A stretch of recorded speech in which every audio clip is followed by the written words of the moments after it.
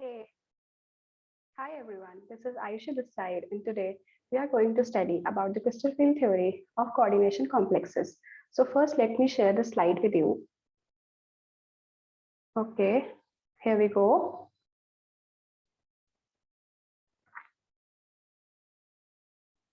Okay, so first of all, okay, मैं अपने आप को जरा साइड कर लूँ. Yeah, that's fine. So hello everyone. So as I already told you that today we are going to study about the crystal field theory of coordination complexes. So what is crystal field theory? So according to the crystal field theory, if we talk about a coordination complex, so it consists of two basic parts. One is the metal and other is the ligand. So one, the metal and the ligand combined together, they form a coordination complex.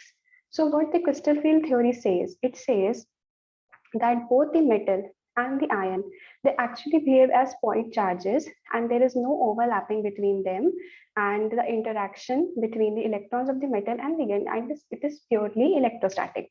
And whenever the ligands approach a metal, so there is repulsion between the electrons of the metal and electrons of the ligand, due to which the splitting of d orbitals of the metal occurs, which is generally known as the crystal field splitting.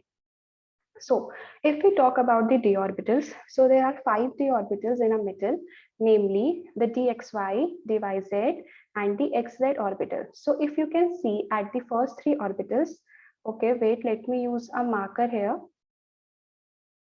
Okay, so if we talk about the dxy, dyz, and the xz orbitals, so we can see that all these 3 orbitals are actually aligned in between the axis. The xy is between the x and the y axis, the yz is between the y and the z axis, and the xz is between the x and the z axis. Whereas the other two d orbitals, namely the dx square minus y square and dz square, they are on the axis.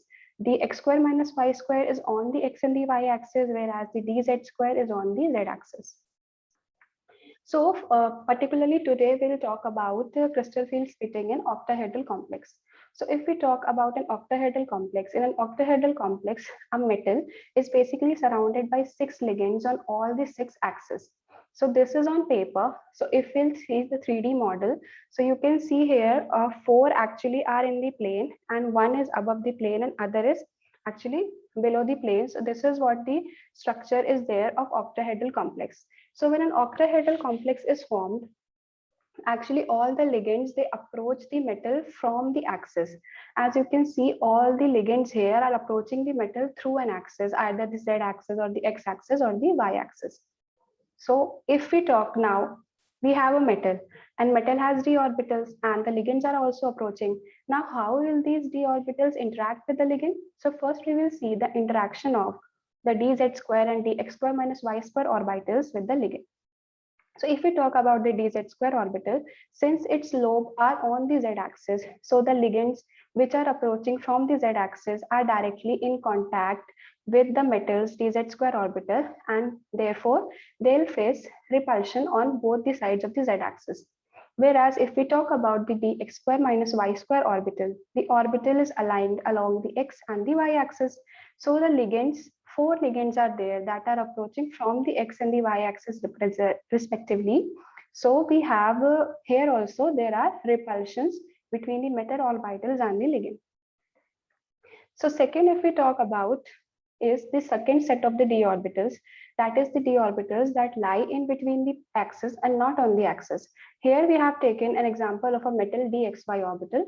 So the metal dxy orbital, as you can see, it is between the x and the y axis, and none of the ligand is in direct contact with the metal orbital. So as compared to the other two orbitals which we talked about earlier, these 3 orbitals do not experience as much repulsion from the ligands as in case of the z square orbital. So finally, okay, ये आप लोग को दिख नहीं रहा होगा, मैं खुद को साइड कर लेती हूँ. Okay, yeah. So if we talk about when a metal is free, so these 5 lines show the 5 metals d orbitals.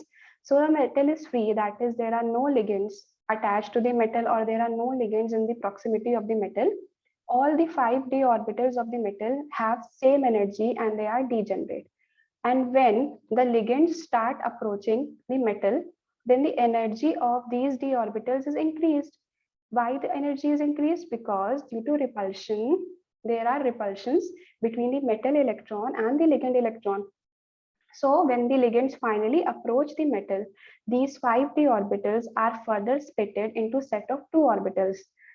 One set is known as the Eg orbital. As I have told earlier, the Eg orbitals are on the axis, so they face more repulsion from the ligands, and that is why they are higher in energy. And the second set is the T2G orbital, which face lesser repulsion from the ligand as they are aligned in between the axis and they are not directly in interaction with the ligands. So the T2G includes the dxy, dyz, and dzx orbital, while the Eg includes the dx square minus y square and the z square orbital respectively. And the center line, that is the center point between these two set of orbital, is known as the barycenter. And if we see, the Eg orbital is 3.5 delta naught above the barycenter and the T2G orbital is 2.5 delta naught below the barycenter. And the energy between the Eg and the T2G orbital, that is from here to here, is known as delta naught, which is the crystal field splitting energy, and this is known as crystal field splitting. Thank you for watching. Bye bye.